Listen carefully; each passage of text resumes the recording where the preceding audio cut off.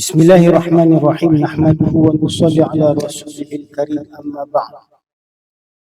Ini kitab Faridatul Faraid fi ilmi al-aqaid bagi Syekh Ahmad Al-Fatani pada menerangkan tentang akidah Ahlus Sunnah wal Jamaah. Wa ilahukum ilahu wahidun, dan Tuhan kamu adalah Tuhan yang esa. Bismillahirrahmanirrahim. Kalau nak tengok kitab tu, ada kitab kat belakang tu, boleh tengok macam mana dia punya baris dia kan. Nanti kita bawa lagi kitab dia. Bismillahirrahmanirrahim. Alhamdulillahillazi atla'a fi samawati qulubil mu'minina syumusal ma'rifati musyriqatan bi anwarit tauhid wal yaqin.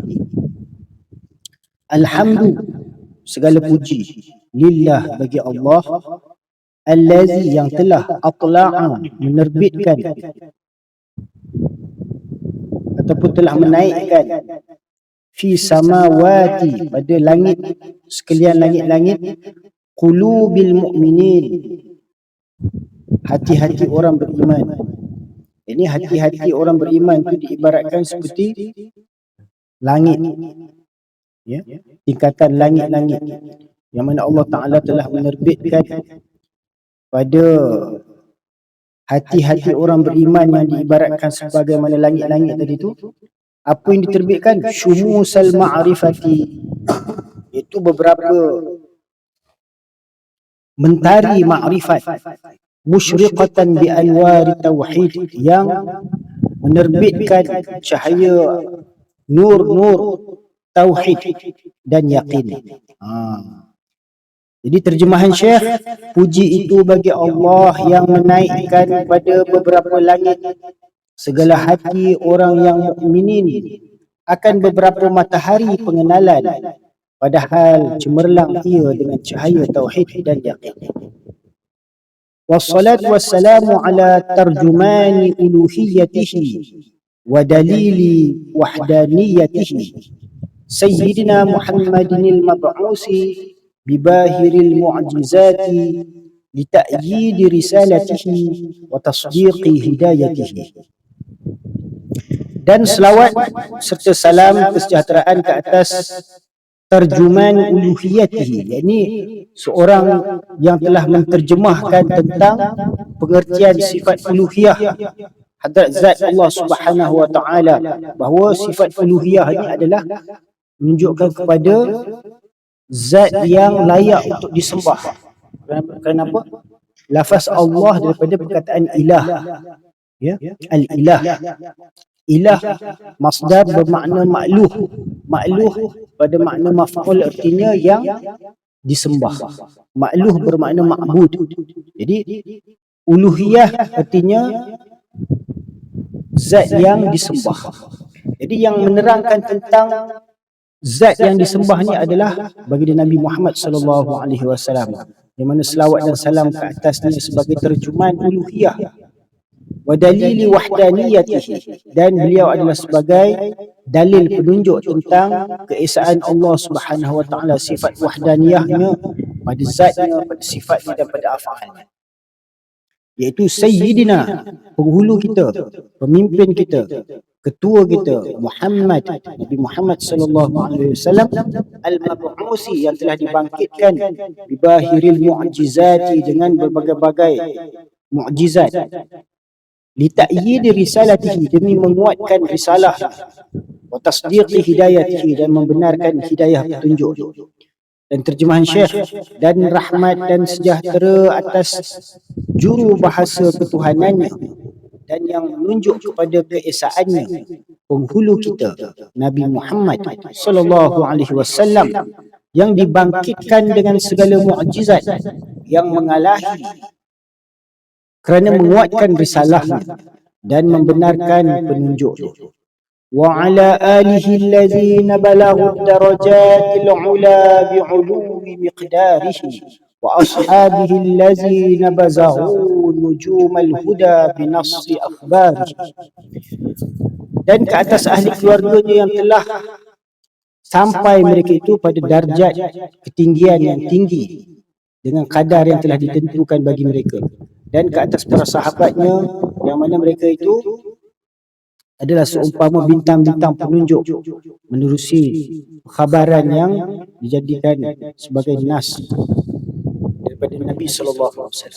Dan terjemahan Syekh, dan atas keluarganya yang sampai mereka itu kepada beberapa pangkat yang tinggi dengan ketinggian kadarnya dan segala taulannya, yakni sahabat-sahabat baginda yang gilang gemilang hal keadaannya mereka itu segala bintang penunjuk. Ini hal keadaan para sahabat itu seumpama diibaratkan sebagai bintang penunjuk dengan nas sabdanya. Ini daripada sabdaan Nabi SAW, ashabi kan nujum, sahabat-sahabat itu seumpama bintang-bintang. Wa ba'du, adapun sesudah itu, yakni sesudah memuji Allah dan berselawat ke atas Nabi SAW, fahazihi risalatun fi fanni tauhid jama'tuha fi iddati kutubin mu'tabaratin akhaztu min riyadhiha fawakiha syahiyatan wa min hiyadhiha jawahira muftakhiratan.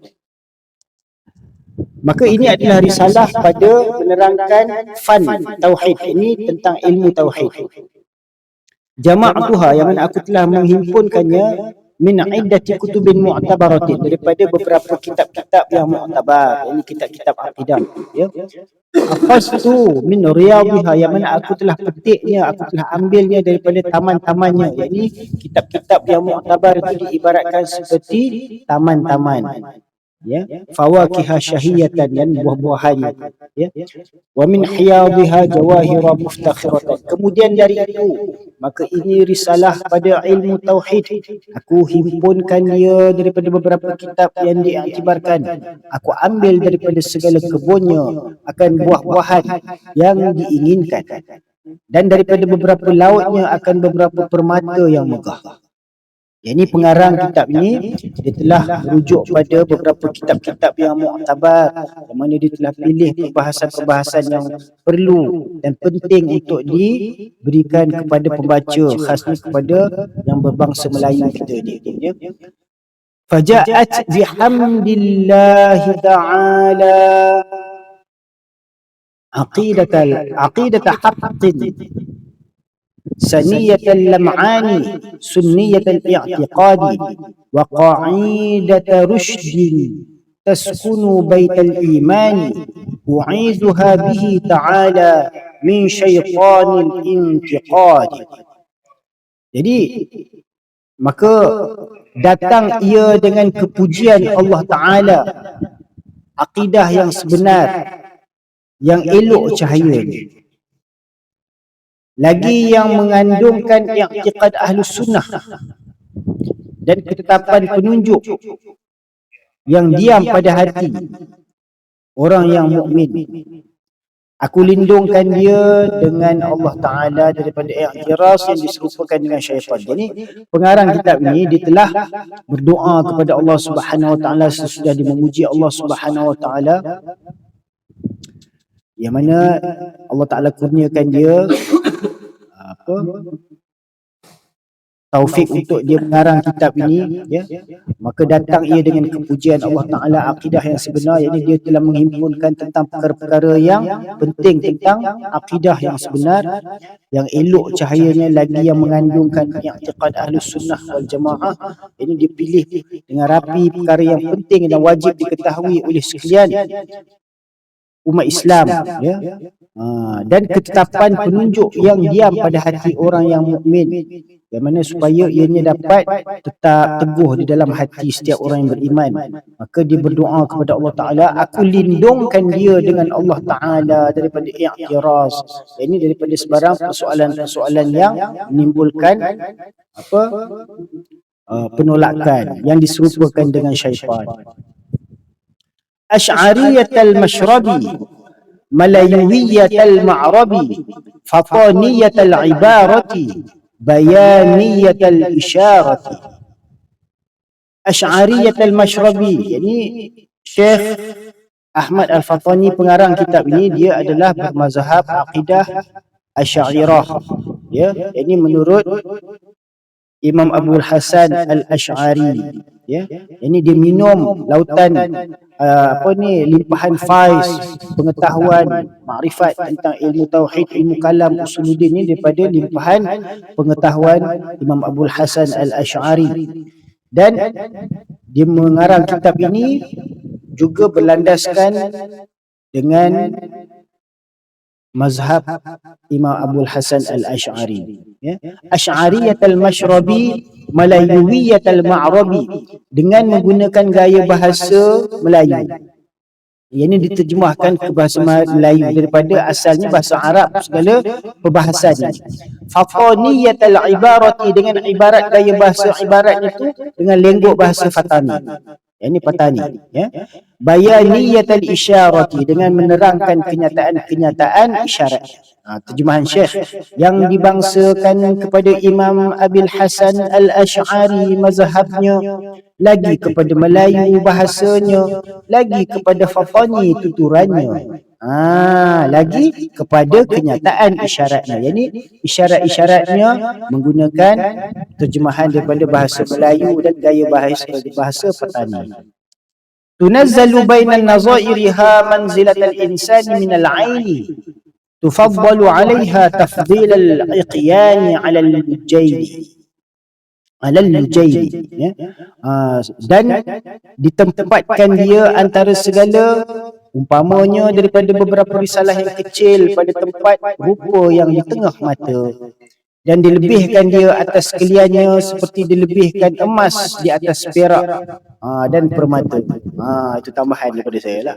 Maknanya dia mendoakan, pengarang kitab ini telah mendoakan semoga Allah Ta'ala menerima, makbul, ya, mendapat penerimaan di sisi Allah Subhanahu Wa Ta'ala dan di sisi sekalian umat Islam, bahawa kitab ini diletakkan pada tempat yang mulia, elok, pada kedudukan yang sentiasa dapat perhatian manusia. Itu maksudnya.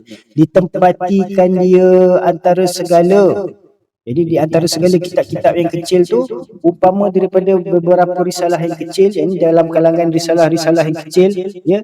Ini kitab ni bukanlah kitab yang besar, dia hanyalah seperti risalah sahaja. Jadi dia mohon, dia berharap, doa kepada Allah Ta'ala semoga walaupun risalah ini ditempatkan bersama risalah-risalah yang kecil pada tempat rupa yang di tengah mata, ini senang mata tu melihatnya, dan dilebihkan dia atas sekaliannya.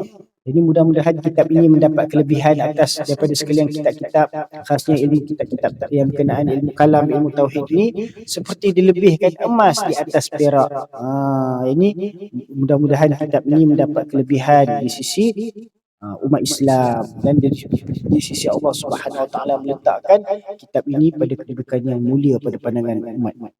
Hariyatan bi an yuhrasa 'alaiha wa tukhdara fi suwaida il-fuadi, haqiqatan bi an turfa'a 'ala manassati tarjih wal i'timadi.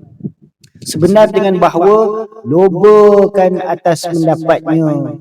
Ini dia mengharapkan juga supaya kitab ini jadi suatu yang membangkitkan semangat loba, keinginan yang kuat untuk setiap penuntut, ya, atas mendapatnya, dan diingatkan segala bicaranya, dan supaya mereka sentiasa menghafal, mengingatkan, mengulang kaji,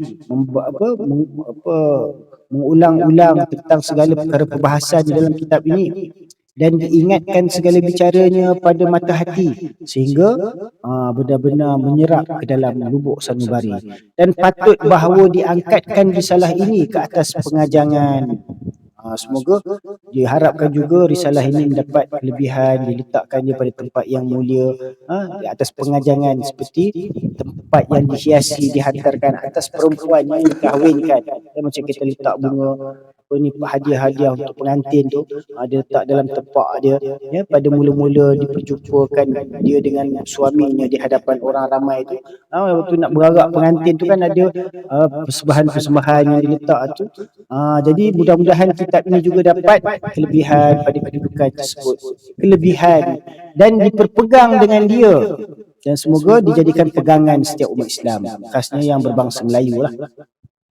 Wasammaituha, dan aku telah namakan risalah ini Faridatul Faraidi fi ilmi al-aqaidi, dan hamba namakan dia Faridatul Faraid. Faridatul Faraid itu maksudnya permata-permata, yang terpilih daripada sekalian permata-permata pada bicara ilmu akidah, ya. Wa 'ala Allahi ta'ala a'tamidu, dan ke atas Allah Ta'ala aku bersandar, aku bergantung. Wa min faydi fadlihi astamiddu, dan atas Allah Ta'ala aku berpegang, dan daripada limpah kurnianya, daripada limpahan faiz Allah Subhanahu Wa Ta'ala aku menuntuti pertambahan. Bermula ilmu tauhid itu, yang dikatakan ilmu tauhid itu apa? Yang dikatakan ilmu tauhid itu adalah suatu ibarat daripada perhimpunan barang yang diiktikadkan, yakni himpunan perkara-perkara yang perlu dipegang, yang perlu diyakini, yang perlu diiktikadkan, yang dibangsakan kepada agama. Ini berkaitan dengan agama. Kalau perkara-perkara yang kita perlu pegang tentang perkara hal dunia itu tak termasuk perkara akidah, ya. Itu perkara yang memang kita kena pegang, macam contoh tempat kerja kita dah tahu sistem ni apa ni semua, kita kena ingat semua, kena tahu ni sistem. Itu hal dunia, dia tak masuk dalam pembicaraan ini. Yang dimaksudkan adalah apa yang diiktikadkan dalam perkara yang dibangsakan kepada agama, yang berkaitan dengan perkara-perkara ilahiyat, nabawiyat dan sam'iyat, ya, yang diambilkan daripada dalilnya yang diyakinkan. Dan bicara ilmu ini bicara ilmu tauhid itu adalah pada perkara yang berkaitan dengan zat Allah Ta'ala. Dan bicara ilmu ini pada zat Allah Ta'ala, daripada sekira-kira barang yang wajib baginya. Jadi apakah perkara yang wajib bagi zat Allah Subhanahu Wa Ta'ala itu, sifat apa yang wajib baginya, dan apa sifat yang mustahil baginya, apa sifat yang harus baginya, itu perlu diketahui, dan itulah perbicaraan yang dibahaskan di dalam ilmu tauhid. Begitu juga barang yang mustahil atasnya dan barang yang harus baginya, dan pada segala rasul demikian juga. Ini bagi rasul-rasul, apa sifat yang wajib bagi rasul-rasul, apa sifat yang mustahil bagi rasul-rasul, apa sifat yang harus bagi rasul-rasul, juga berkaitan dengan perkara akidah. Dan pada segala barang yang didatangkan dia oleh rasul, iaitu perkara-perkara sam'iyat, apa yang dikhabarkan oleh rasul tentang hari kiamat, tentang alamat-alamat kiamat, tentang kehidupan alam barzakh, kehidupan akhirat, padang mahsyar, mizan, sirat, syurga, neraka. Ini perkara-perkara ghaibiyat, sam'iyat yang dikhabarkan oleh Nabi sallallahu alaihi wasallam, ya, seperti Isra Mi'raj, ya, dan sebagainya. Apa yang dikhabarkan oleh Nabi hendaklah kita beriman. Itu perkara sam'iyat. Ini apa yang kita dengar daripada sabdaan-sabdaan Nabi sallallahu alaihi wasallam. Itu semua juga termasuk perkara i'tiqad yang perlu dimasukkan dalam akidah, ya. Pada segala barang yang didatangkan dia oleh Rasul, seperti hari kiamat dan lainnya. Dan faedah ilmu ini, apa faedah kita belajar ilmu tauhid ni? Faedahnya ialah dapat kemenangan dan beruntung. Kemenangan dan beruntung oleh yang mengetahuinya selama-lamanya. Jadi barang siapa mengetahui perkara-perkara yang berkaitan dengan ilmu aqaid, dia akan mendapat kemenangan, kejayaan, beruntung selama-lamanya di dunia dan di akhirat. Dan agama itu, apa yang dimaksudkan dengan agama itu, atau dalam bahasa Arab ini dipanggil ad-din. Din, ad-din itu apa? Ibarat daripada berhimpunan segala hukum yang dihantarkan dia oleh Allah Ta'ala bagi segala hamba-Nya. Ini segala hukum hakam, perintah dan larangan, ya, yang telah difirmankan oleh Allah Subhanahu wa taala dan dengan sabdaan Nabi sallallahu alaihi wasallam bagi segala hamba-Nya yang mukallaf yang telah diberikan bebanan taklif untuk mematuhi segala perintah dan menjauhi segala larangan Allah atas lidah Rasulnya, yang membawakan mereka itu kepada kebajikan yang kekal. Ini segala hukum hakam yang dihantarkan oleh Allah Ta'ala bagi segala hamba-Nya itu seperti solat, ya, perintah hukum, perintah puasa, zakat, haji dan sebagainya, yang telah dibebankan ke atas mukallaf itu, yang mana ianya telah disampaikan oleh baginda Nabi sallallahu alaihi wasallam menerusi lidah baginda, maka itulah yang akan membawa kejayaan kepada seseorang yang beriman untuk kebajikan yang kekal. Dan segala tanda agama itu 4. Pertamanya apa? Apakah tanda seseorang itu benar-benar beragama? Dia ada 4 tanda. Pertama sekali, sah i'tiqad. Apa yang dimaksudkan sah i'tiqad? Iaitu jazam dengan terang yang diiktikadkan dia oleh ahli sunnah. Sah i'tiqad itu dia berpegang dengan teguh dengan barang yang telah diiktikadkan oleh sekalian ijma' ahli sunnah wal jamaah. Ya, itu. Dan itu perlu kita mempelajari akidah ahli sunnah wal jamaah. Yang kedua, benar qasad. Ini maksud dia adalah maksud yang hak. Apa maksud dia? Maksud dia mempelajari ilmu akidah ni adalah supaya dia dapat menunaikan ibadah dengan ikhlas. Ya, supaya dia dapat menunaikan ibadah dengan ikhlas, artinya apa? Mengerjakan dia serta ikhlas niat. Ini melaksanakan ibadat tu dengan niatnya ikhlas, mata-mata mencari keridaan Allah Subhanahu wa taala. Dengan bahawa tiada disekutukan pada ibadat itu. Yang ini la usyriku bihi syai'a. Ya. Aku tidak mensyirikkan Allah Subhanahu wa taala itu di dalam ibadatku dengan segala sesuatu apapun. Yang ini kita mensucikan Allah Subhanahu wa taala, ya, daripada segala penyekutuan di dalam kita beribadah pada ibadah itu akan yang lain daripada Allah Ta'ala. Jadi jangan kita sekutukan dalam ibadah kita itu dengan perkara-perkara yang selain daripada Allah. Contohnya perkara-perkara duniawi dan sebagainya. Firman Allah Ta'ala, "Faman kana yarju liqa'a Allah falyamal 'amalan salihan wa la yusyrik bi'ibadati rabbih ahada." Jadi barang siapa yang berharap untuk bertemu dengan Allah, maka dia melakukan amal-amal yang soleh dan dia tidak mensyirikkan kepada Allah Ta'ala itu dengan seseorang pun di dalam melaksanakan amal ibadah. Dan telah ikhtilaf ulama pada orang yang beramal yang menyengutui pada amalnya bagi Allah Ta'ala akan pekerjaan dunia. Jadi timbul persoalan. Jadi di sini ada suatu perselisihan pendapat tentang bagaimana hal keadaan seseorang yang melakukan amal-amal agama, amal-amalan yang dilakukan bukan kerana untuk mencari keridaan Allah, tetapi untuk mendapatkan faedah duniawi. Ya, ada orang yang melakukan amal-amal agama, contohnya puasa ataupun zikir, tapi bukan untuk menuju kepada Allah, tapi untuk mencapai sesuatu maksud duniawi. Ya, jadi telah berikhtilaf, berselisih pendapat ulama tentang hal keadaan perkara ini. Dan telah ikhtilaf ulama pada orang yang beramal yang menyengutui pada amalannya bagi Allah Ta'ala akan pekerjaan dunia. Maka di sini ada pendapat yang tegas daripada Hadrat Ibnu Abdul Salam yang mengatakan bahawa sekalian yang lainnya akan bahawasanya tiada pahala baginya. Yang ini jikalau dia melakukan amal-amal ibadat itu untuk menuntut sesuatu karamat duniawi, maka tiada pahala baginya sekali-kali.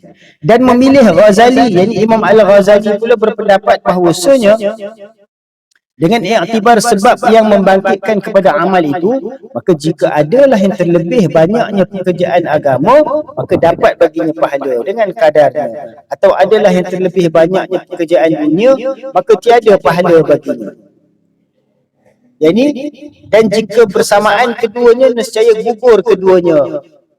Dan kalam Ibnu Hajar di dalam Hasyiah Iyadah cenderung kepada dapat pahala dengan kadar qasad mutlaqan, kerana firman Allah Taala, faman ya'mal mithqala dzarratin khairan yarah. Jadi di sini menurut pendapat Imam Al-Ghazali, jika seseorang tu melakukan suatu amal tu cenderung lebih kepada untuk menuju kepada keredaan Allah, maka dia akan dapat kadar itu. Walaupun dia ada niat juga, mudah-mudahan dia dapat mudah urusan dunia dia dengan amal ibadat dia tu. Ya.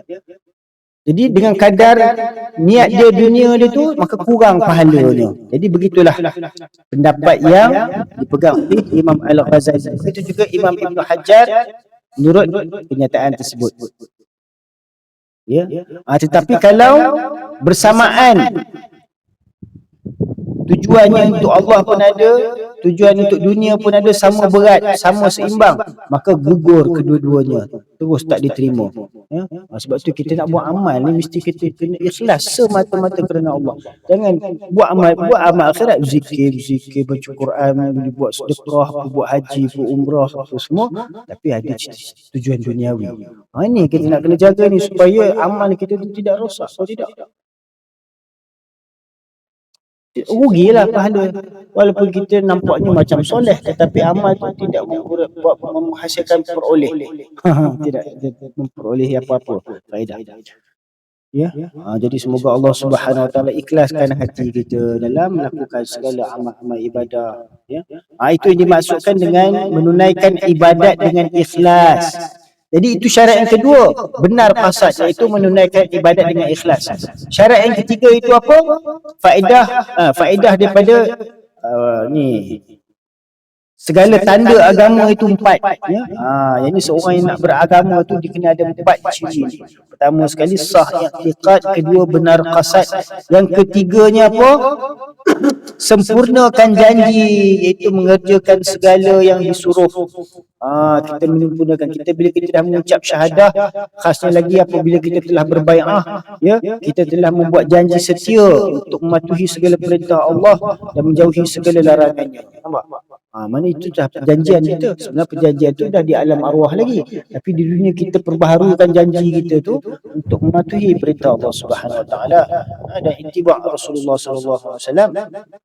Jadi kita kena menyempurnakanlah janji, iaitu mengerjakan segala yang disuruh dan menjauhi segala yang dilarang. Yang keempat, ketiadaan melampaui sangat, iaitu meninggalkan segala yang dilarangkan. Ini meninggalkan segala yang dilarang. Ya? Itu yang keempat. Dan melengkapi agama itu atas 3 perkara, iaitu Islam dan iman dan ihsan. Ini Islam, iman dan ihsan itu adalah kesempurnaan ad-din. Ad-din itu, agama itu ada 3 perkara yang menjadi kira tiang tonggak. Maksudnya tiang utamanya itu Islam, iman dan ihsan. Ya. Agama itu terbina dengan 3 perkara, melengkapi antara satu sama lain. Kalau Islam ada tapi iman tak ada, hanya dia buat amal Islam tapi hatinya tak ada beriman, itu dah munafik. Kan? Mulut kata Islam tapi hati itu tidak beriman kepada Allah dan Rasul. Kalau Islam ada, iman ada, tapi ihsan tak ada, tak sempurna juga. Amal itu kadang-kadang boleh jadi riak, boleh jadi ujub, boleh ada syirik yang khafi. Kalau dia hanya ada ihsan saja, tetapi Islam dengan iman tak ada, pun tak terima juga, kerana syarat untuk kita ihsan, cinta pada Allah, perlu ittiba' fattabi'uni. Qul in kuntum tuhibbunallaha fattabi'uni. Jika kamu dakwa kamu cinta pada Allah, kamu kena ittiba' Nabi sallallahu alaihi wasallam. Nampak? Jadi kalau ada ihsan tapi Islam tak ada, amal Islam tak ada, semayang tak ada, tapi kata aku dengan Allah ni dah kira dekat dengan apa ni, sentiasa seolah-olah apa ni semua, tapi semayang tak ada, zikir tak ada, puasa pun tak ada, zakat pun tak bayar, tapi harta ada, maka ini tak diterima keimanan itu. Walaupun dia kata di ihsan. Ya, jadi tak lengkap. Jadi melengkapi antara satu sama lain itu adalah 3 perkara, itu Islam, iman dan ihsan. Jadi Islam tu apa? Bermula Islam itu mengikut dan menerima oleh zahir seorang akan barang yang mendatangkan dengan dia oleh Nabi SAW daripada segala barang yang diketahuikan daripada agama dengan darurah. Artinya dengan ketiadaan fikir dan bicara. Seperti dua kalimah syahadah dan sembahyang. Ya. Ayat ini Islam itu ialah kita mengikut dan menerima, ya, tanpa kita mempersoalkan, ya, secara zahirnya, atas apa yang telah disampaikan oleh Nabi SAW, tidak kita menolaknya, tidak kita mempertikaikan, tidak kita mempersoalkan. Sebaliknya kita hendaklah menerimanya. Itu yang maksud Islam. Maksud daripada Islam tadi itu kita menerima segala apa yang disampaikan, ajaran-ajaran daripada Nabi SAW itu kita menerimanya dengan sepenuh rela hati, menyerah diri kita untuk mematuhinya, menerimanya, mempercayainya, berpegang dengannya. Ya? Jadi itu yang dimaksudkan dengan Islam, mengikut dan menerima oleh zahir seseorang akan barang yang mendatangkan dengan dia oleh Nabi SAW daripada segala barang yang diketahuikan daripada agama dengan darurah. Artinya darurah itu artinya dengan ketiadaan fikir dan bicara. Ini kita tidak ada banyak fikir, tak ada banyak bicara, kita terima dengan sebagaimana yang telah disampaikan oleh baginda. Seperti dua kalimah syahadah. Kenapa nak kena ucap dua kalimah syahadah ni? Tak payah kita nak mempersoalkan. Kita hanya terima kenyataan tu bahawa nak masuk Islam kena mengucap dua kalimah syahadah. Lepas dah masuk Islam, dah mengucap dua kalimah syahadah, perintah utama adalah solat. Ini sebagaimana yang telah Nabi SAW sabdakan, sampaikan bahawa rukun Islam itu ada 5 perkara, maka kita beriman dengannya. Tak payah kita nak tambah-tambah, nak tumpuk tambah, nak mempersoalkan pula lagi. Faham? Itu maksudnya Islam. Dan dikehendaki dengan mengikut dan menerima itu, mengaku lidah dengan barang yang tersebut itu. Sebab itu kita mengucapkan dua kalimah syahadah itu sebagai pengakuan kita untuk mematuhi segala perintah Allah dan menuruti sunnah baginda Nabi SAW. Ya? Dan tiada menolakkan dia. Dan jika tiada diamalkan dia sekalipun, ini walaupun tidak diamalkan, ya, tapi dengan kepercayaan tadi, dia tetap dalam keimanan dia, keyakinan dia, maka itu pun terselamat. Ya. Dan jika tiada diamalkan dia sekalipun, seperti meninggal ia akan sembahyang dan umpamanya selama-lamanya. Jadi meskipun seseorang itu dia tidak melakukan amalan-amalan yang telah diperintahkan, ya, dia hanya mengucap dua kalimah syahadah, itu juga diterima sebagai syarat keimanan. Mana dia dah masuk Islam dah. Dan segala rukun Islam itu 5 perkara. Apa dia? Pertama, bersaksi bahawa tiada Tuhan melainkan Allah dan bahawa Muhammad pesuruh Allah, dan ini rukun tertentu dengan orang kafir yang menghendaki masuk pada agama Islam. Jadi kalau seseorang yang belum memeluk agama Islam, dia nak masuk agama Islam, perlulah dia wajib mengucapkan dua kalimah syahadah ni, ya, dengan lafaz bahasa Arabnya. Kemudian diterjemahkanlah kepada bahasa masing-masing, ya. Jadi dengan ucapan tersebut tadi, itu adalah syarat untuk seseorang itu masuk ke dalam agama Islam, menjadi seorang Muslim. Tapi bila seseorang dah Muslim, dia dah mengucap dua kalimah syahadah tu sekali dalam seumur hidup tu, kan, dia dah masuk Islam dah. Jadi bagi orang yang sudah masuk Islam ni pula, apakah perintah yang utama untuk dia? Solat. Maka dia perlu mengerjakan solat, ya.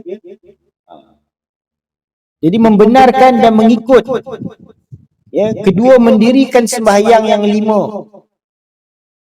Ketiga, membayarkan zakat. Keempat, puasa bulan Ramadan. Kelima, haji akan Baitullah bagi mereka yang puasa kepadanya akan jalan. Kemudian apa yang dimaksudkan dengan iman itu pula? Bermula iman itu membenar hati akan Nabi SAW pada tiap-tiap suatu yang mendatang ia dengan dia daripada barang yang maklum daripada agama dengan darurah.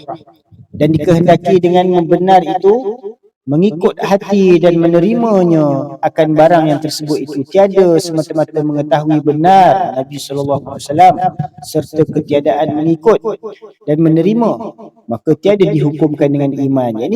Kita mengetahui benarnya apa yang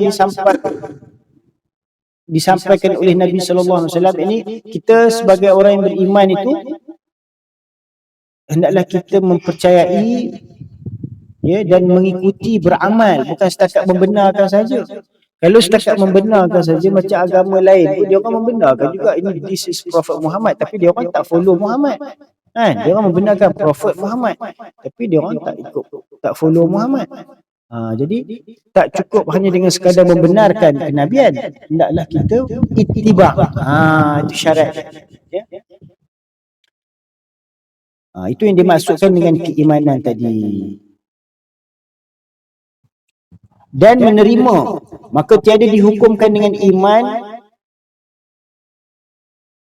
kebanyakan daripada segala kafir yang mengetahui mereka itu bahawasanya Sayyidina Muhammad sallallahu alaihi wasallam itu nabi dan rasul yang sebenar, kerana ketiadaan mengikut hati mereka itu. Ini orang-orang yang kafir ni macam Yahudi, Nasrani ataupun agama-agama lain yang membenarkan Nabi Muhammad sallallahu alaihi wasallam sebagai seorang nabi, tetapi mereka tidak mengikuti ajaran Nabi Muhammad sallallahu alaihi wasallam, maka mereka itu tetap sebagai orang yang kafir, tidak termasuk sebagai orang yang beriman. Dan mereka tiada ketiadaan menerimanya akan demikian itu. Jadi itu yang dimaksudkan dengan keimanan. Ya. Jadi apakah rukun-rukun iman? Rukun bagi keimanan itu ada 6 perkara, dan segala rukun iman itu 6 perkara. Pertama, beriman, artinya percaya dengan Allah, iaitu beriman, percaya kepada Allah Subhanahu wa taala dengan kewujudannya, ya, dan segala yang berkaitan dengan hak-hak sifat-sifat Allah Subhanahu wa taala itu kita beriman. Keduanya, beriman dengan malaikatnya yang telah diberikan tugas-tugas tertentu untuk melakukan segala urusan yang telah diperintahkan oleh Allah Ta'ala. Ketiga, beriman dengan segala kitabnya yang telah diturunkan kepada Nabi-Nabi yang terdahulu, ya, dan juga suhuf untuk Nabi Ibrahim dan suhuf Nabi Musa, kitab Taurat untuk Nabi Musa, kitab Zabur untuk Nabi Daud, kitab Injil untuk Nabi Isa, dan kitab Al-Quran untuk Nabi Muhammad alaihi wassalatu wassalam, ya. Dan keempatnya, beriman dengan segala rasulnya, ya, sekalian Nabi-Nabi dan Rasul yang telah diutusnya.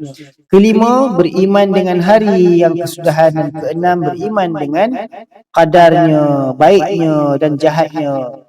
Ini segala takdir kebaikan atau takdir keburukan, kejahatan, semuanya adalah ditetapkan oleh Allah Subhanahu wa taala. Artinya bahawasanya sekalian perkara, sama ada elok seperti ketaatan, ya, seperti taat, atau keji seperti maksiat, hasil ia daripada perbuatan Allah Taala. Itu semua adalah ciptaan perbuatan Allah Subhanahu wa taala atas muafakat kehendaknya, ini sesuai dengan kehendak iradat Allah Subhanahu wa taala semenjak azali pada sedia kala. Kemudian apa yang dimaksudkan dengan ihsan itu pula? Bermula ihsan itu berbuat baik dengan bahawa ikhlas oleh seseorang pada segala taatnya. Ini dalam melaksanakan ketaatan itu, dia mengikhlaskan hatinya, memperbetulkan niatnya, dan iaitu beribadat kita akan Allah Ta'ala, padahal seolah-olah kita melihatkan dia. Ini hal keadaan kita tu mencapai suatu perasaan seolah-olah kita berhadapan dengan Hazrat Tuhan. Maka tiada patut bahawa berpaling kita kepada yang lainnya dengan batin atau zahir, padahal mengetahui kita bahawa Allah Ta'ala itu melihatkan kita. Maka malu kita pada ketika itu, bahawa lalai kita di dalam ibadatnya. Dan ihsan itu merupakan satu syarat bagi kesempurnaan Islam dan iman. Ini jikalau kita sebagai orang Islam, ya, mengaku kita beriman dan sebagai orang Islam, tetapi kita tidak berusaha mencapai ihsan, ya, tidak berusaha ke atas perkara ihsan, maka tidak mencapai kesempurnaan sebagai orang Islam. Maka tiada kesempurnaan Islam dan iman. maka tiada kesempurnaan keduanya melainkan dengan dia. Jadi untuk mencapai kesempurnaan di dalam agama itu tidak cukup hanya dengan kita jadi seorang yang beriman dan melakukan amal-amal Islam, tapi hendaklah disertai dengan ihsan, itu mengikhlaskan niat kita, hati kita dalam melakukan segala amal-amal ibadah ketaatan. Permulaan barang yang wajib pada syarak atas tiap-tiap mukallaf, iaitu orang yang akil lagi baligh, sama ada lelaki atau perempuan itu, bahawa mengenal ia akan Allah Ta'ala. Nampak? Ini perkara yang wajib sekali bagi permulaan setiap lelaki dan wanita yang mukallaf, yang akil baligh, ya. Itu pertama sekali apa? Awwaluddin ma'rifatullah, mengenal ia akan Allah Ta'ala, ya. Qauluhu, mengenal ia akan Allah Ta'ala, artinya kerana bahawasanya mengenalkan dia itu tempat hantaran segala perkara yang dituntuti daripada hamba. Maka tiada sah suatu yang wajib dan yang sunat melainkan kemudian daripada mengenalkan dia subhanahu wa ta'ala. Yani tak sah kita melakukan segala amal-amal yang wajib ataupun yang sunat, ya, selagi mana kita tidak benar-benar mengenal Allah subhanahu wa ta'ala. Selagi kita tak mengenal Allah Ta'ala, amal ibadat kita macam main-main je. Kita pun tak tahu kita buat ni untuk apa, kerana apa, kan? Nak hadap ke siapa, kita pun tak tahu kita buat macam ritual, jadi adat.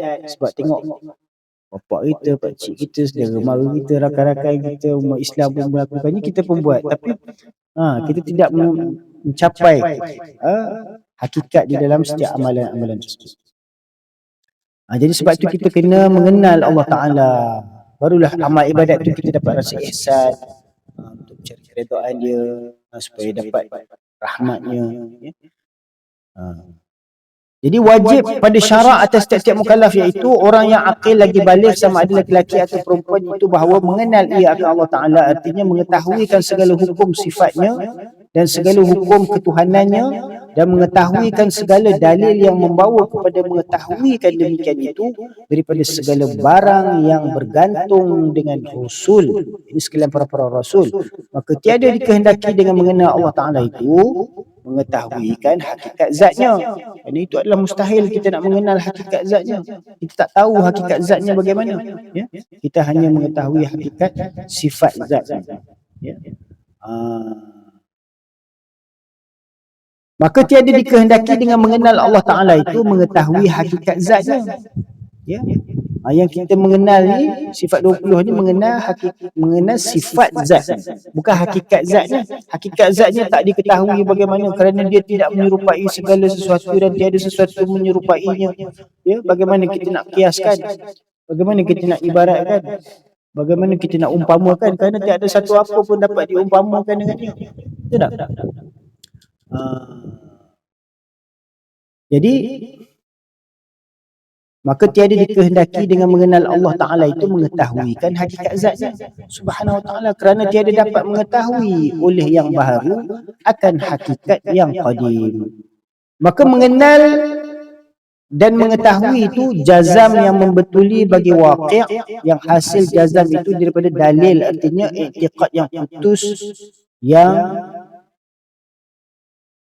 mengenai akan yang sebenar, yang jadi i'tikad itu daripada tanda yang menunjuk atas betul i'tikad itu. Yang ini kita nak mengetahui, mengenal Allah Subhanahu Wa Taala itu hendaklah dengan pegangan yang jazam, yang betul, iaitu dengan berpandukan kepada dalil yang telah diiktikadkan putus oleh sekalian orang yang beriktikad dengan i'tikad tersebut.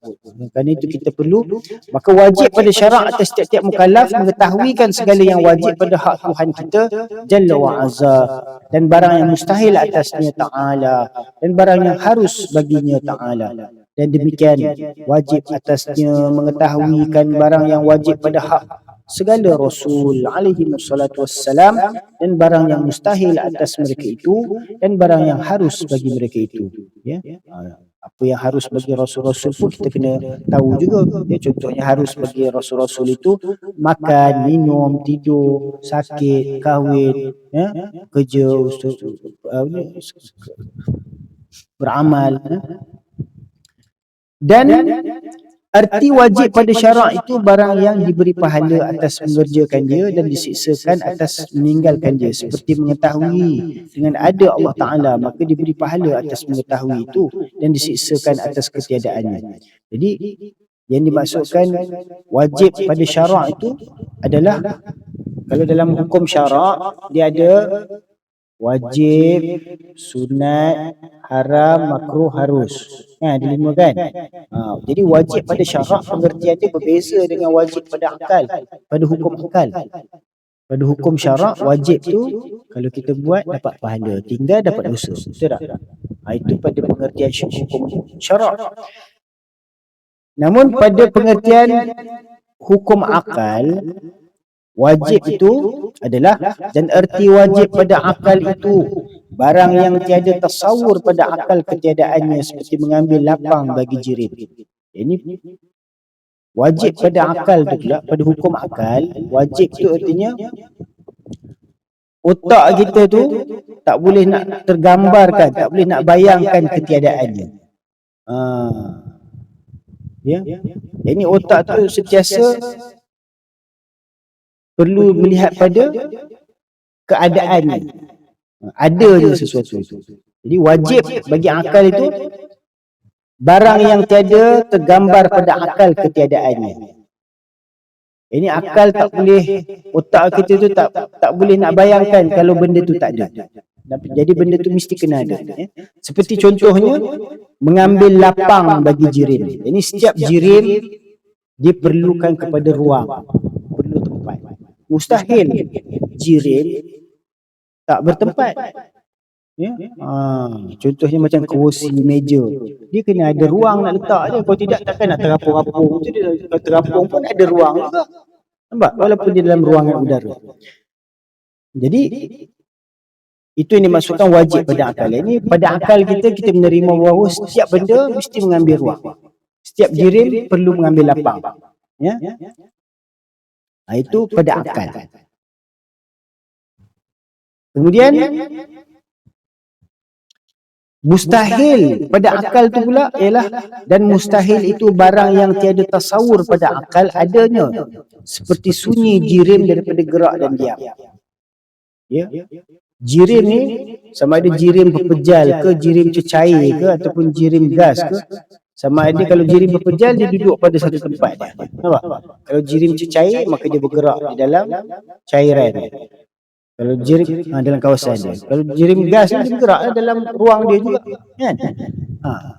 Jadi jirim ni sama ada dia bergerak ataupun duduk diam. Mustahil dia tak ada salah satu tu. Gerak pun tidak, diam pun tidak, mustahil. Tak? Jadi otak kita, akal kita tu boleh menerima hal keadaan tu. Ya. Bahawa dia mesti salah satu. Mustahil dia tak ada duduk dalam hal keadaan salah satu daripada itu. Mustahil diam pun tidak, gerak pun tidak. Jadi mustahil itu barang yang tiada tergambar pada kepala otak kita adanya. Seperti sunyi jirim daripada gerak dan diam. Ini mustahil jirim itu tidak bergerak. Ini mustahil jirim itu bergerak pun tidak, diam pun tidak. Mustahil. Dia mesti dalam hal keadaan salah satu, sama ada dia bergerak ataupun diam. Dan yang dikatakan jaiz itu pula apa? Dan jaiz itu barang yang sah pada akal adanya dan tiadanya. Yang ini boleh jadi ada dan boleh jadi tak ada.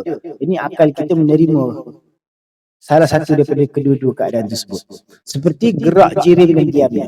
Ini jirim tu sama ada dia bergerak ataupun dia diam. Ini otak kita boleh menerima. Kan? Jadi itu adalah hukum akli. Dia ada 3 saja. Wajib, mustahil dan jaiz. Harus. Kalau hukum syar'i dia ada 5. Wajib, sunat, haram, makruh, harus. Kalau hukum akli, sekarang ni kita belajar kita akidah ni hukum akli, dia bukan hukum syar'i. Hukum syar'i dalam ilmu fiqh. Ya. Apabila kita belajar hukum akli, tiga hukum ni saja, sama ada perkara itu wajib ataupun mustahil ataupun harus. Nampak? Dan jaiz itu barang yang sah pada akal adanya dan tiadanya, seperti gerak jirim dan diamnya. Ini jirim itu dia boleh jadi harus dia bergerak ataupun harus dia diam. Dan wajib pula atas mukallaf sebagai wujub aini. Ini wujub aini itu artinya fardu ain, kewajiban yang ain, yang wajib atas setiap individu, mengetahuikan dalil atas tiap-tiap suatu daripada yang wajib dan yang mustahil dan yang jaiz itu, supaya tiada jadi ia muqallid, iaitu orang yang jazam ia dengan perkataan orang yang lain. Jadi dengan hanya mengikut-ngikut, lain dengan ketiadaan mengetahui dalilnya. Ini setiap mukallaf tu, setiap mukallaf ni setiap yang dah akil baligh ni lah, ya. Dia wajib mengetahui segala perkara yang wajib dan mustahil yang harus khasnya bagi hak Allah Taala dan Rasulnya itu dengan nas dan dalil, ya, supaya tak adalah dia jadi mengikut-ikut je. Mengikut je, salah-salah ikut tu kan, ikut salah pergi jadi wahabi. Kan? Jadi tak boleh kita mengikut-ikut, kita kena mendalami nas dan dalilnya supaya kita ada hujah untuk kita mempertahankan pegangan i'tikad kita. Dan telah bersalah-salahan ulama pada kufur muqallid itu. Jadi setengah-setengah ulama kata orang yang muqallid itu, yang mengikut-ikut tu kufur hukumnya, ya. Ada mengatakan tidak, ya. Kalau dia pegang tu, dia taklid kepada barang yang betul, selamatlah dia. Kalau dia taklid kepada barang yang salah, maka salahlah dia, ya. Telah bersalah-salahan ulama pada kufur muqallid itu dan ketiadaan kufurnya. Dan qaul yang sahih bahawasanya mukmin walaupun dia bertaklid, dia tetap dikira sebagai mukmin. Tapi dia adalah orang mukmin yang berdosa, serta berdosa. Kerana apa? Dengan sebab dia meninggalkan akan belajar, dia tak mau belajar nas dan dalil firman Allah, sabda Rasulullah, ya, dengan dalil-dalil, bukti-bukti hujah yang telah dibawa oleh Imam Ahlus Sunnah wal Jamaah. Dia tak mau belajar segala keterangan-keterangan itu dan tak mau berfikir tentang bicara ilmu kalam, ilmu tauhid ini. Maka jika ada ia daripada ahli demikian itu, ini kalau dia ada kemampuan membaca, menulis, mendengar, memahami, tapi dia tak mau belajar tentang perkara ini, maka itu yang jadi dia berdosa, ya. Tapi dia tetap beriman walaupun dia bertaklid, ya. Kan itu kita sebelum ni kita bertaklid, ikut saja kan. Maka kita kena keluar daripada taklid tu dengan kita mempelajari nas dan dalil sebagaimana yang telah dibawakan oleh sekalian para ulama kita, khasnya daripada Ahlus Sunnah wal Jamaah. Dan dikehendaki dengan dalil itu ialah dalil ijmali, iaitu dalil yang ringkas, dia tak semestinya dalil yang terperinci, iaitu dalil yang lemah. Tapi sebaik-baiknya dengan dalil yang tafsili lah, dengan dalil yang terperinci lah. Kalau tak mampu, kadang-kadang bukan semua orang mampu memikirkan, membahaskan tentang perkara ilmu aqaid ni. Akal dia lemah nak menghuraikan, ya. Jadi dia beriktikad dengan iktikad yang secara ijmal saja, dengan dalil yang ijmali, yang ringkas saja. Bagi yang mampu hendaklah mempelajarinya dengan dalil-dalil yang lebih terperinci, tafsili, ya, supaya dia ada hujah untuk berhadapan dengan orang-orang yang mengingkari. Dalil ijmali itu dalil yang lemah oleh empunyanya daripada menetapkan dia dan menghuraikan segala syubhah yang didatangkan atasnya. Seperti dikatakan baginya, apa dalil engkau atas ada Allah Ta'ala? Jadi jika ada orang bertanya, dia nak jawab macam mana? Kalau orang tanya kepada dia, apa yang dalil yang kau pegang yang mengatakan bahawa Allah Ta'ala tu ada? Apa dia nak bercakap? Apa dia nak berhujah? Kalau orang etis tanya kan, orang yang tak percaya Tuhan ni, dia memang tak percaya mana ada Tuhan. Jadi kalau ditanya kita, apa dalil kamu, apa hujah kamu yang mengatakan kamu kata ada Allah Ta'ala itu? Maka berkata ia alam ini. Maka dia kalau dijawab, dia kata tengoklah alam ni mesti ada penciptanya. Pencipta itulah Allah. Jadi itu secara dalil dengan akal dia, ya. Maka berkata ia alam ini, tapi dia lemah dalam nak menghuraikan tentang pencirian Allah Subhanahu Wa Taala tadi, dan lemah ia daripada menyatakan jalan menunjuk alam ini atas ada Allah Ta'ala itu, ya, atau kuasa ia atas menyatakan dia. Tetapi jika didatangkan i'tiraz, jadi kalau orang soal lagi, maka tiada kuasa ia atas menghuraikan dia atas wajah yang dituntuti. Maka keluarlah ia daripada taklid. Ini hendaklah dikeluar daripada ikut-ikut itu dan mengetahui ini dalil yang ijmali. Adapun dalil tafsili, maka iaitu dalil yang dikuasakan atas menetapkan dia dan menghuraikan segala syubhah yang didatangkan atasnya. Ini perlulah kita mengetahui segala keterangan-keterangan yang berkaitan dengan akidah ini dengan dalil-dalil yang lebih terperinci demi menguatkan hujah kita. Kalau tidak, kita bila orang tanya dah kita pun jam, tak boleh nak jawab dah. Kan? Sebab itu kita perlu dengan pengetahuan yang lebih dalam, terperinci. Itu dimasukkan dalil-dalil tafsili. Dalil tafsili maka iaitu dalil yang dikuasakan atas yang menetapkan dia dan menghuraikan segala syubhah yang didatangkan atasnya. Ini dia mampu untuk menjawab segala persoalan-persoalan tadi. Setelah apa dia mengetahui semua dalil-dalil yang secara terperinci. Jadi itu kita kena belajar dalil terperinci. Maka hendaklah kami nyatakan segala aqaid yang wajib pada syarak, mengetahuikan dia daripada segala yang wajib dan yang mustahil dan yang harus pada hak Allah Ta'ala dan hak segala Rasulnya. Serta kami iringkan tiap-tiap satu akidah itu dengan dalilnya, dan tiap-tiap dalil itu menyabitkan yang wajib dan menafikan yang mustahil. Maka kami berkata, wajib bagi Allah Ta'ala tiap-tiap sifat kesempurnaan yang patut dengan zatnya yang maha tinggi, dan sifat kesempurnaan itu amat banyak, tiada meliputi dengan dia melainkan Allah Subhanahu Wa Ta'ala. Maka wajib disabitkan baginya Ta'ala atas jalan ijmal. Jadi kita nak menghitung segala sifat-sifat kesempurnaan Allah Ta'ala itu satu persatu, itu adalah di luar batas keupayaan kita. Maka kita beriman dengan secara ijmali, secara ringkas, kita beriman bahawa Allah Ta'ala dia memiliki segala sifat-sifat kesempurnaan dan suci daripada segala sifat-sifat kelemahan, kekurangan dan kebinasaan. Itu secara ringkasnya. Kalau nak urai satu-satu, sifat kesempurnaan ni banyaklah. Ya?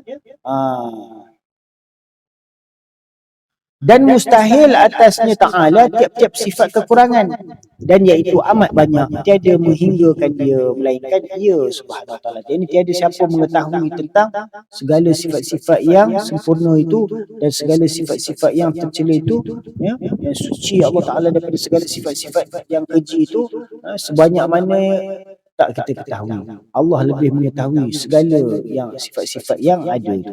Ya. Kalau kita nak hitung satu persatu tak mampu lagi. Allah lebih mengetahui. Ya. Melainkan ia Subhanahu Wa Ta'ala juga yang mengetahui. Maka wajib disucikan dia Ta'ala daripada segala sifat-sifat yang lemah, kekurangan dan binasa atas jalan ijmal pula. Ini secara ringkasnya kita sucikan Allah Ta'ala itu daripada segala sifat-sifat yang lemah. Dan dalil atas demikian itu, apa dalilnya? Bahawasanya jikalau tiada bersifat ia dengan segala sifat kesempurnaan, apa dalil bahawa Allah Ta'ala bersifat dengan kesempurnaan? Dalilnya ialah kalau Allah Ta'ala tak bersifat kesempurnaan, tentulah Allah Ta'ala itu bersifat dengan segala lawannya, iaitu sifat kelemahan. Dan kalau Allah Ta'ala bersifat kelemahan, kekurangan, nescaya Allah Ta'ala itu mustahil dia dapat menciptakan alam ini, ya, mentadbir seluruh alam ini, ya. Maka sifat kekurangan itu mustahil, ya, bagi Allah Subhanahu Wa Ta'ala. Sabitlah bagi Allah Ta'ala itu dengan sifat kesempurnaan. Jadi Syekh menyatakan apa? Dan dalil atas demikian itu bahawasanya jikalau tiada bersifat ia dengan segala sifat kesempurnaan, nescaya bersifat ia dengan segala lawannya, iaitu sifat kelemahan, iaitu segala kekurangan, dan kekurangan atas Allah Ta'ala itu mustahil. Kerana jikalau bersifat ia dengan kekurangan, nescaya tiada ia menjadi ia akan sesuatu daripada alam ini. Kalau Allah Ta'ala lemah, ada sifat kekurangan, macam mana dia nak ciptakan alam ni? Kan? Jadi sifat kekurangan itu mustahil bagi Allah Ta'ala. Sifat kelemahan itu mustahil bagi Allah Ta'ala. Ya. Dan demikian itu batil kerana alam ini telah ada dengan musyahadah. Ini dengan penyaksian yang kita lihat dengan mata kepala kita bagaimana langit itu terdiri, dapat tertegak walaupun tanpa tiang. Langit siang dan malam bertukar, peredaran masa bulan, bintang, matahari, ini semua ini berlaku dengan izin siapa? Dengan aturan siapa? Kalau bukannya dengan kehendak Allah Subhanahu Wa Taala. Dan setengah daripada sifat kesempurnaan itu barang yang wajib diketahuikan dia atas jalan tafsil. Antara sifat-sifat yang wajib bagi Allah Ta'ala, yang wajib kita ketahui dengan secara terperinci, iaitu 13 sifat atau 20 sifat atas khilaf yang lagi akan datang. Ya, yang wajibnya kita ketahui 13. Ya, lagi 7 tu adalah sifat ma'nawiyah. Itu tak wajib kita ketahui dengan tafsil, cukup secara ijmal saja. Ya. Yang lagi akan datang dan qaul yang rajih itu qaul yang pertama, yakni qaul yang menyatakan bahawa 13 sifat yang wajib diketahui tentang sifat kesempurnaan zat Allah Subhanahu Wa Taala tadi. Qaul yang wajib rajih adalah 13, yang pertama. Dan 7 yang tinggal lagi itu wajib diketahuikan atas jalan ijmal, yakni secara ringkas. Dan tiada harus dinafikan dia. Yang ini tak boleh kita nak menolakkan segala sifat-sifat kesempurnaan, sifat ma'nawiyah dengan ijma'. Kerana apa? Kerana ia setengah daripada segala perkara kamalan, kesempurnaan bagi hadrat zat Allah Subhanahu Wa Taala. Maka barang siapa menafikan dia, jadi ia kafir, wal iyazu billahi taala. Yani siapa yang menafikan sifat-sifat ma'nawi, ya, maka dia adalah kafir. Dan hanya sungguhnya tiada wajib diketahuikan atas jalan tafsil jua. Ini cukup dengan sekadar kita mengetahuinya secara ijmal. Kerana apa? Segala sifat-sifat maknawi itu dia mempunyai kaitan dengan sifat-sifat ma'ani jua. Ya, maka tak perlulah diketahui secara tafsili tentang sifat maknawi. Cukup mengenali secara tafsili akan sifat ma'ani. Itu sudah memadai. Maka yang pertama daripada 13 sifat itu, yang pertama sekali adalah wujud. Ya, maka insya-Allah wujud, qidam, baqa, mukhalafatuhu lil hawadis, qiyamuhu bi nafsihi, wahdaniyah, qudrat, iradat, ilmu, hayat, sama', basar, kalam. Ya, kaunuhu qadiran, kaunuhu muridan, kaunuhu sami'an, kaunuhu basiran, kaunuhu hayyan, kaunuhu mutakalliman. Ini semua sifat-sifat yang wajib bagi hadrat zat Allah Subhanahu Wa Taala. Insya-Allah nanti kita akan sambung tentang 13 sifat yang wajib diketahui atas jalan ijma' dengan secara tafsil, ya. Dan seterusnya pembahasan sifat maknawi insya-Allah. Aqulu qawli hadza astaghfirullah li wa li walidayya wa lil muslimin wal muslimat wal mu'minina wal mu'minat al ahya'i minhum wal amwat bi rahmatika ya arhamar rahimin. Yang baik daripada Allah Taala, yang salah silap daripada kelemahan saya insya-Allah. Semoga Allah memberi taufik fi amal.